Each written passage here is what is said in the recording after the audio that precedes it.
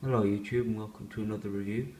As you can see, I have my Biff Bang Pow 4th Doctor action figure, and if you watched one of my earlier videos about the 50th anniversary, I was going to keep this in the box, but the box kept on really falling apart because I didn't really seal it that well, so I just decided to take it out, and no, I'm glad I did. It's a nice figure. It's hard to pose and all that, but you'll get used to it after a while. And I'll just show you the packaging really quickly. I just have the card. Right. Here are the first two series. Here's series 1, the 4th Doctor and Steyr. And here's series 2, the Master and the Cyber Leader. Just the 4th Doctor written there, Biff Bang Pow, the age. I like the background, how it resembles like the time vortex from the intro of the program. It's pretty cool. On the back here we just have all the figures together and the number. I have got 1476 out of 3000. Bad number. Not a bad number, I mean. I'm not much of a fan of odd numbers, so I'm happy I got an even one. Yeah, it's cool packaging. It doesn't really support the figure that much because it does fall apart kind of easily, but yeah. Moving on to the actual figure, before I move on I'll just show you his accessories. Obviously we have his sonic screwdriver, which is right there. Yeah, it looks pretty cool. I like it. It's not hollow here, like the actual thing couldn't be, it's too small. The back isn't black, but I don't mind. There's some nice detail along here, as you can see the shape of the collar and what have you. And then along the bottom here, you can see how it's like kind of cut off, and how it has that curve, which looks pretty cool in my opinion. Yeah, the camera doesn't really focus that well, but we have his hat as well. I just put a bit of blue tack in the hat so he could hold it nicely. It's a stupid accessory. God, I dropped it. It's absolutely ridiculous. If you've seen reviews of this figure before, look at it. It's absolutely ridiculous. It has absolutely no purpose until I've just decided to wedge some blue tack in there and just have him holding it. You can hold the sonic screwdriver rather well actually, so that's a plus. Moving on to the actual figure. Show you the head sculpt first, I suppose. Very nice head sculpt, I do like it. It looks like him enough, but also looks like it was an old like figure, because this is what it's meant to represent, sorry. So yeah, I like that. The curls and everything are nicely done. And he has one of those squashy heads, in case you didn't know. See, it kind of squashes him. God, his feet have gone out of place, he isn't going to be able to stand now. Moving on to his clothes, as he has fabric clothing, which is something I love to see in figures. He has a very nice, I don't even know what to call this material.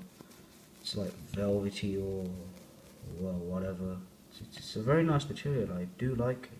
It's very similar to what it actually looks like in the show, so I like that quite a bit. It's got a nice feel as well. He has his elbow pads, which I presume would be leather, sorry, but it's just kind of like stickered on here, but it looks nice, I like it. And his scarf is obviously removable, it is a cloth figure. It is far too long for the figure, but yeah, if I can just quickly do this. Oh, never mind.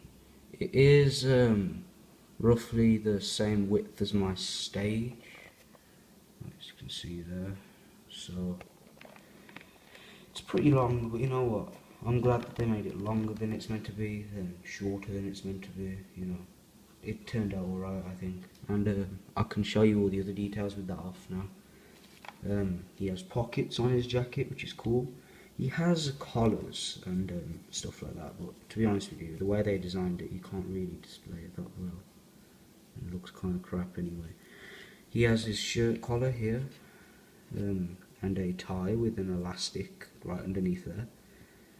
and his waistcoat, which unhooks here, you can see. And the shirt is actually sewn onto the waistcoat, which is good because if they would have had two separate pieces, he would have looked really fat.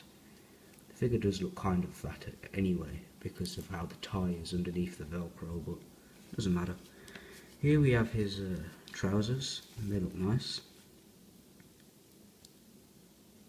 I can't really say much. They've sculpted in where the zip would be, and yeah, that's it really. I like the colouring.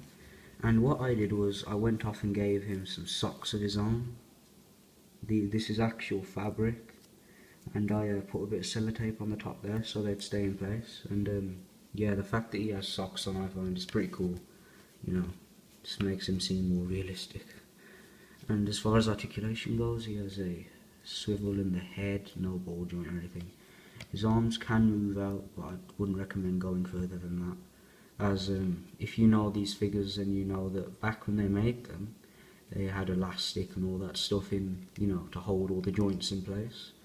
So if you move this too high up, it'll come out of place, and you'll have to take off all his clothes and kind of hook it back in, which has happened to me once or twice. It does get on your nerves a bit, and I wish that they kept the whole retro theme with this figure, but just gave him updated articulation.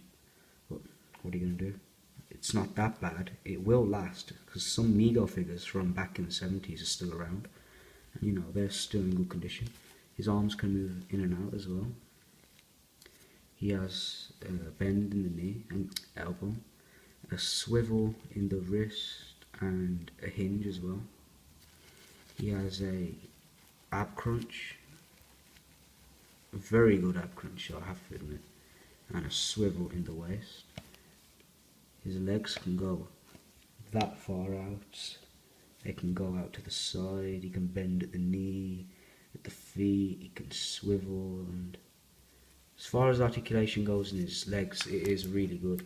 Like, you know, you can have him sitting cross-legged almost. So yeah, I really do like that it has good articulation, but I wish they just changed it to like more recent articulation. I also do like that design on his waistcoat. This Tom, just by looking at him, I'd say is meant to be him from season 12. You know, it's just kind of common sense really, but yeah. To put the scarf on, it's very simple really, just kind of wrap it around him. It's very simple. It's not difficult. I just wrap it around him in a nice way, try to push it down out of the way of his mouth, and it will turn out like that. And then with a bit of like kind of positioning and what have you, you can put him into a nice pose. So I'm just going to quickly put him into the pose I had him in earlier. In the meantime, I did get this figure from Forbidden Planet. It was £18 I think. They had a few left over, and I chose this one in particular. I have a few more left there when I went last, when I got some more of these figures, which I will be reviewing in the coming weeks. And yeah, I'm glad I picked them up, and I'm glad that I've actually got some more of these. I have 5 Biff Bang Pow figures now, and I really do like them. They are brilliant actually. I don't even buy the Cat Droptions Doctor Who figures anymore, because they're just repaints, and resizes, like with the new series, so I've just given up on it. I'll just buy sonic screwdrivers and stuff like that. Anyway, there we go. There's the 4th Doctor in the pose I like to have him on my shelf. Bear in mind his scarf would be a little further down though, so yeah, like that, that's better. It is a fantastic figure. I'm highly glad that I got him. I would recommend him to any Doctor Who fan. Just not a very young fan, as he is prone to breaking, and I don't know, maybe they're not really used to the whole fabric and what have you.